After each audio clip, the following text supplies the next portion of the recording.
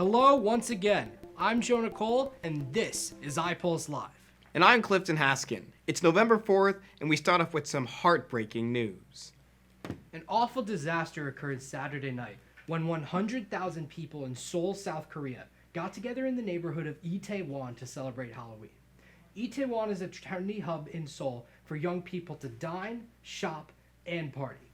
On Saturday night, however, it turned into a scene of chaos, reports Andrea Carlos. This past Halloween weekend in Seoul, South Korea, there was a crowd surge with over tens of thousands of people. Over 150 were killed. Seoul is known for their nightlife. This crowd surge happened while nightlife goers were enjoying a Halloween weekend out. The cause of the surge is unknown. Witnesses present said there were more people than usual out partying and visiting the district. People were really crowded from there to here. Besides the people who were already stuck inside, some people were looking at the others and just faint. And I saw the people going to the left side, and I actually saw the person actually getting to the opposite side. So actually the person in the middle, they got jammed, and they have no way to communicate, and they cannot breathe. The president of South Korea has declared to the public that this is a period of mourning for the lives that were lost. Then President Joe Biden went on Twitter and stated that even 2 Americans were among those who lost their lives in the crowd surge. We at iPulse send our condolences to Seoul, South Korea. I am Andrea Carlos for iPulse. The numbers keep rising. The most recent number of deaths is 149. And in India, a suspension bridge that collapsed on Sunday has left at least 134 people dead, amongst them 30 children. The bridge, which was built in the 19th century, had just reopened last week after renovations. Here at home, we are facing midterm elections on Tuesday. This year, though, feels different. The campaigns have been contentious, the political climate fraught with lies and threats of violence. Romanchika Singh asked Dr. Robert Watson, professor of America Studies at Lynn, how he sees the situation. I believe that this midterm election is the most important election of my lifetime. The most important election since either 1932, when the country was in the throes of the Great Depression and the world was on the cusp of a world war, and we picked Franklin Roosevelt, or perhaps 1860, when the nation was falling into disunion, and we picked Abraham Lincoln. And I'm not just saying that. I absolutely believe this is the most important election since then, for a couple of reasons. One, not only are we electing all 435 members of the House of Representatives, we're electing 1/3 of the Senate, we're electing several governors, and we're electing a lot of people down ballot. I think what's really on the ballot is democracy, the rule of law, and our Constitution. America has just gone through a few years, the likes of which we have never faced. This is unprecedented in American history. An attack on the Capitol building, political violence is up. The former president of the United States stole thousands of pages of national security secrets. We've had the rule of law rolled back. Therefore, this is a vitally important election. Yet another reason why it's important is right now the Senate is literally 50-50. Right now between Democrats and Republicans, 48 Democrats, 2 independents who align with the Democrats, and 50 Republicans. The House of Representatives is almost 50-50. So every single race, every single state, and every single vote, therefore, can make a difference. So it's important, says Robert Watson, that you get out and vote this Tuesday. I am Romanchika Singh for iPulse News. This week continued to bring better news about COVID in Palm Beach County. While there are still 111 people testing positive each day, the number of people hospitalized is considered low. Most Lynn students feel less afraid, but still concerned about the virus. Allison Wallace reports for iPulse. Allison Wallace reporting live at Lynn University. It has been over 2 years and COVID is still striking. Since time has passed, how does it still impact you now? Let's talk about it with students that live on campus. What are your guys' names? Hayden, DJ. How does COVID affect your life with baseball? Whenever I was first getting recruited for baseball, I know there was a lot of teams and a lot of programs who weren't recruiting because they were bringing back players, and whenever they brought back players, they were not recruiting younger guys, and that was definitely a struggle whenever I was starting to try to get to college. So. Well, for me, last year we had to practice in smaller groups, so that kind of affected our chemistry in a little bit. So, but now this year we're able to practice together, so I'd say we're going back on track. I'm Alec. How did COVID impact you mentally? I would say when COVID hit, I was in a pretty good space, and then, being alone kind of made me feel more isolated and away from all my friends, but, building that back now has been kind of challenging, but I'm getting there. All right, that's great. What's your name? Justina Noel. Does COVID still impact you today? I'd say yes, COVID does still impact me today. It affects our mental health, and every time I get sick, I'm scared my peers are gonna be scared to hang around me, and I feel like I'm always having to wear a mask. What's your name? Maria. So Maria, did COVID inspire you to start any new hobbies? Yes, I started online shopping. Are you still online shopping to this day? Yes. Awesome. Amber. Amber, how did COVID affect your education? During COVID, it was very hard to learn online. Since we were all on Zoom, it was very hard to interact with the teachers one-on-one. My grades kind of dropped, but then after COVID, I got them back up, so. That's all we have for today, Nice. I'm Allison, and we'll see you next time. Thanks, Allison. And remember, get your vaccine and booster. This past week, Lynn students were back in class, but on everyone's mind was, you guessed it, Halloween. Diane Dollar reports on how one of Lynn's residence halls prepared for the celebration.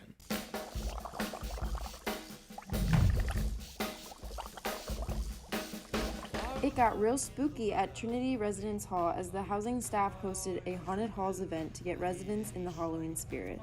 I loved the event. My favorite part was the food and all the events that they had outside. The RAs and housing did really well decorating the quad, so it's pretty cool. The event had something for everyone, with different stations scattered outside the residence hall that celebrated the fun of Halloween. My favorite part about Halloween is probably the dressing up and celebrating with my friends. My favorite part about Halloween would probably be to dress up and hang out with friends who are also dressed up and have a lot of candy. The housing staff also set up a haunted house in the Trinity lobby with RAs dressed up as scary characters. Yeah, the haunted house is really scary. I think the RAs did a great job, and yeah, it was pretty scary. All in all, the event was a great success and got Lynn University's campus in the spooky spirit. This is Diane Doler, iPulse News. Now, when you think of Halloween, what do you think of? Me personally, I think about pumpkins. I love pumpkin pie, pumpkin patches, and even jack-o'-lanterns. Every year in Wisconsin, they give out an award for the biggest pumpkin in the state. This year, it went to Tom O'Dooley's apple orchard in Waupun, Wisconsin. Again, Diane Doler. Whoa, how much does this weigh? It's huge. I can't even believe they grow that big, to be honest with you. Say hello to Wisconsin's biggest gourd, weighing in over 2,000 pounds. You can find it at the Tom Dooley Apple Orchard in Waupun. The last 3 weekends, yeah, it's the big pumpkin right now. Meet its maker, Tom Monsma, who has been nursing this bad boy since mid-April, battling for the Wisconsin Giant Pumpkin Growers Competition. Being a big gardener, competitive pumpkin growing has been part of my life. So yeah, now I'm starting to get the label that you're the guy that grows the big pumpkins. He's been part of the competition for 7 years now, saying his gourd grows up to 40 or 50 pounds a day. There's days I can come home from work, I set my lunch pail down and I'll go and pull the blanket off and I'll go, yeah, that thing really grew today. In just over 90 days, this gourd started off the size of a golf ball to a pumpkin that weighs about a ton. It does look like a fake pumpkin, but it's so firm and it's so real. Wow. And the pumpkin walls up front here to the middle will probably be 12 to 15 inches thick. The secret to nursing such a big gourd? Everybody says it's on steroids. I do not feed any steroids.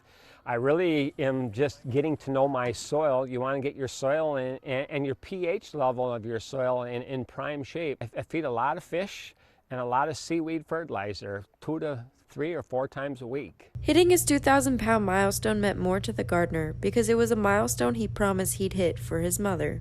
And this one's really special because we lost my mom in 2012 to cancer. And before she passed away, I made a promise to her that someday I would grow a big pumpkin in her memory. And most of all, Motsma does it to bring a smile to a person's face. If people can appreciate and enjoy, and in a world when we're full of despair at times, this is just something to make people smile. This is Diane Doler, iPulse News.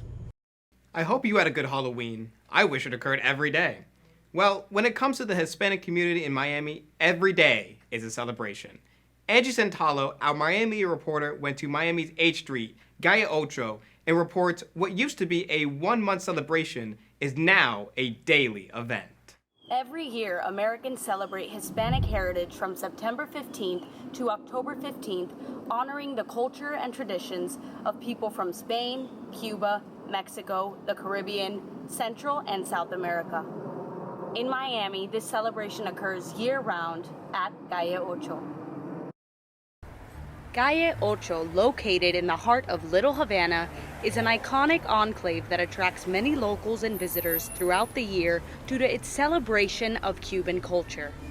Many Cubans in the 1960s were forced to flee their country due to Fidel Castro's communist regime. A large group of exiles began their new life in Miami and soon found refuge in what we now know as Little Havana. As you walk through Little Havana's most famous street, Calle Ocho, you are invited to an immersive experience of Cuban heritage. You see, taste, smell, hear, and feel the preservation of Cuban and other Hispanic cultures in present-day Miami. Commemorative artwork of political figures, famous Hispanic singers, and colorful sculptures adorn the streets and sidewalks. The famous roosters, Los Gallos de Calle Ocho, are bright, vivid symbols of Hispanic culture that represent new beginnings and hope. The smell of coladas, a Cuban version of coffee, permeates the air and instantly brews connections. The 6-ounce cup, purchased at Ventanitas, somehow managed to abundantly serve all those in the vicinity. At these little windows, you may also wish to purchase a fresh pastelito de guayaba or delicious croqueta de jamón. Meals from Cuban, Mexican, Spanish, and Nicaraguan influence can be found all along the strip. Azúcar, an artisanal ice cream parlor, is a must-see. This parlor is home to over 100 tropical flavors that reimagine Cuban staples such as the Abuela Maria cookie and café con leche. As you continue your journey, you will find a number of family-owned cigar shops where you can witness the masterful art of rolling cigars. Your feet, although walking, will want to move to the lively rhythm of the music that abounds. Dancers and musicians invite all to share their love of culture and the arts in nearby restaurants and clubs. At Calle Ocho, not just during these 30 days, but always, you are invited to share in this colorful vision. I'm Angie Santalo for iPulse News. Thank you, Angie. I know I'm on my way. Now, if you are like me, you probably don't get more than 6 hours of sleep a night, especially during exams. Experts report that lack of sleep can take a toll on your mental health, your memory, and even cause a reduction of cognitive performance.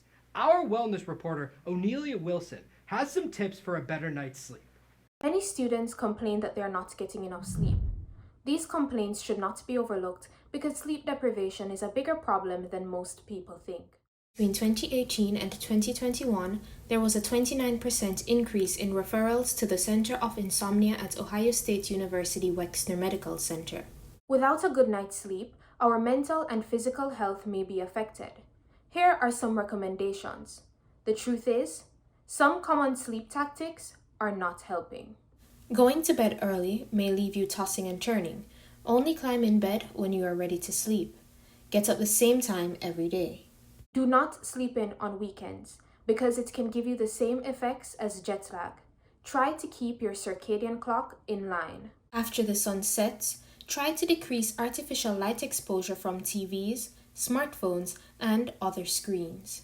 But when the sun is up, try to get as much natural light exposure as possible to help with your sleep rhythm. Exercise is also key to helping you feel sleepy at night. Plus, it also helps to reduce stress, another factor that causes lack of sleep. Things to avoid are large fatty meals late at night before bed, because that type of food can keep you up. Alcohol may help you nod off, but it can lead to fragmented sleep. These are a few tips to increase and improve your sleep. Anelia Wilson, iPulse News. In sports, there was an exciting game between Lynn's women's volleyball team and the Barry University Buccaneers. Our sports director and my co-host Clifton Haskin caught the action. He is tonight's sports report. October 25th, Lynn's women volleyball team took on the number 1 ranked Barry University Buccaneers. The Fighting Knights went into this matchup winning 5 of their last 7 games and sits in 5th place in their division with a record of 14-4. The Fighting Knights in white were off to an aggressive start to the game, getting multiple points from their offense and from mistakes from the Buccaneers, allowing them to take the first set. Lynn struggled in the second set and couldn't get through the Buccaneers' defense, causing them to fall behind, but came back with their offense to win the second set, just one away from winning the game. The third set had both sides struggling to maintain a lead. Lynn made a few mistakes, causing the Buccaneers to catch up, but also showcased strong defense to gather points. Lynn ended up winning the game from a mistake from Barry to win the third and final set. I spoke to Tanya Serpas, who broadcasted the game, to get her thoughts. I felt really proud because I felt that our school had been represented in a very good light, and it showed that, the girls also are really, really good players and that they're a force to be reckoned with. I'm Clifton Haskin for iPulse. Now in men's ice hockey, this past weekend, Lynn played 2 games against the University of Central Florida, losing both of them 5-2 and 6-2. Finally, in soccer, after winning 6 games in their season, Lynn men's soccer faced off against the University of Tampa, which had won 4 games in their season. On October 31st, the Lynn University men's soccer team took on the University of Tampa Spartans for the Sunshine State Conference quarterfinal. The Fighting Knights ended their regular season with 6 wins and only 2 losses, landing themselves in 3rd place in their division. They were led by Michael Nottenzinger with 5 goals during the regular season. The quarterfinal began with Lynn in white going back and forth offensively with the Spartans. Neither side could truly establish pressure and get through their defenses. The Spartans and the Knights were given opportunities during the first half, but the score remained 0-0. The second half had an unfortunate start for the Knights. Lynn struggled to get through the Spartans' defense and were shut down on nearly all of their opportunities. With 20 minutes left in the game, University of Tampa scored not only 1, but 2 goals. The Knights could not recover and bringing their postseason to an end. It's very unfortunate to see the season end this way.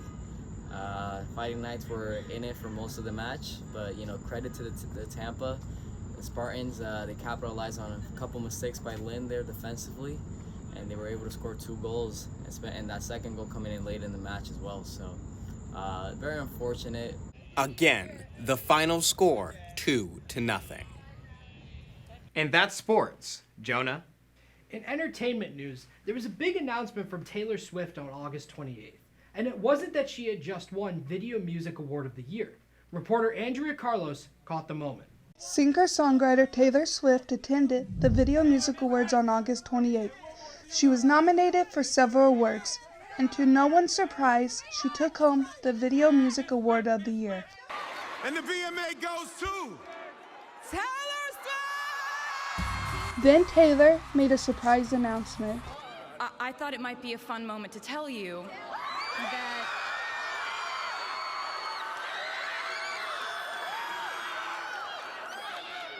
that my brand new album comes out October 21st. A longtime fan of Taylor Swift watched from home. Tiffany Michelle. I'm excited for Taylor's new album because she's just an all-around amazing artist, and all of her songs are so different from her album. So I feel like it's gonna be a pretty amazing album. So that's why I'm excited. The album was called Midnights. It rocked the music world. The night Midnights was released, fans on Twitter went wild. One person wrote, "Is it normal I haven't been able to listen to anything else except Midnight since it released?" Another person wrote, "I've had so many questions. How are we supposed to be alive after this chaotic surprise? Another person wrote, "Guys, it can't end if you can't put it on repeat." You can go ahead and order Midnights in stores or online. I'm Andrea Carlos for iPulse. In its first week out, Midnights had the equivalent of 1.5 million sales in the United States, the biggest weekly take for any album in 7 years, according to Billboard magazine. We could not end tonight without noting that sometimes even in the midst of tragedy, some good happens. Our story concerns 24-year-old Joshua Jones from Tennessee, who had gone to Ukraine to fight against Russia. He was killed in battle, but his family could not get his remains back. That was until 2 Ukrainian lawmakers stepped in to help.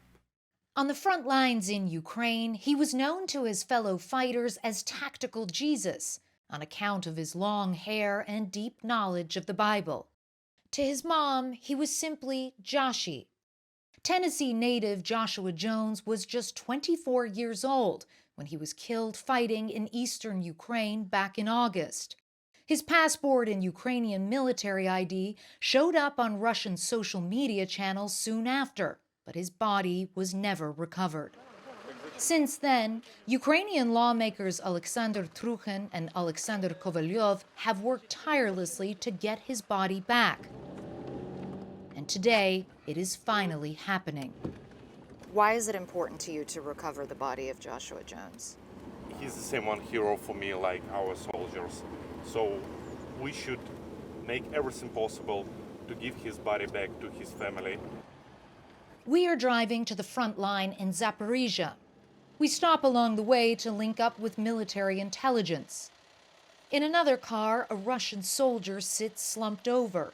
He is being released today as part of a larger swap in which 10 Ukrainians were already freed. The lawmakers talk with the officers to go over the plan once more. A makeshift white flag is put together for the moment of transfer. And we're off again. This time to no man's land. A rare 2-hour ceasefire has been agreed by both sides, and time is of the essence. So we've just arrived at the meeting point. They're waiting now for the Russians to arrive with the body. A team of forensic investigators get ready for the task ahead. This is as far as we are allowed to go. The actual handover will happen just beyond the hill. Waiting for their return, it is eerily quiet. Only the bravest dare come out in these parts. One of the transfer team captures the moment Joshua Jones's body is brought back into Ukrainian territory as Russian forces look on. For Kovalyov and Trukhin, it's the moment they have been waiting for. Jones is now one step closer to being returned to his family. Back in the car, they show us his personal effects. This is his personal body cross, which he was wearing. He was a very religious guy. What's your feeling in this moment? You've been working towards this for a long time to try to get Joshua Jones back to his family. Our feeling, we are proud of our country, of our team. We are proud of the president, and we are proud that we are saving lives because, you know, when even somebody is dying, his family continue to live, and they cannot live normally if they know that they don't have a place where to come for their son. Thanks to their efforts, Joshua's mother, Misty Gossett in Tennessee, will soon have the chance to say goodbye to her son. Joshua was a soldier. He was a born soldier. He was named after the Battle of Jericho, and he proved he lived up to his name so valiantly. And I feel like the weight of the world has been lifted off of me. A name and a life that will be remembered, even half a world away. Clarissa Ward, CNN, Zaporizhia, Ukraine. Our salute goes to those 2 lawmakers from Ukraine who decided that an American family whose son died for them deserved to have some closure on this personal tragedy. Our thanks to Clarissa Ward of CNN. That's all we have for iPulse Live. I'm Jonah Cole. And I'm Clifton Haskin. We'll be back in 2 weeks on November 18th with another edition of iPulse Live.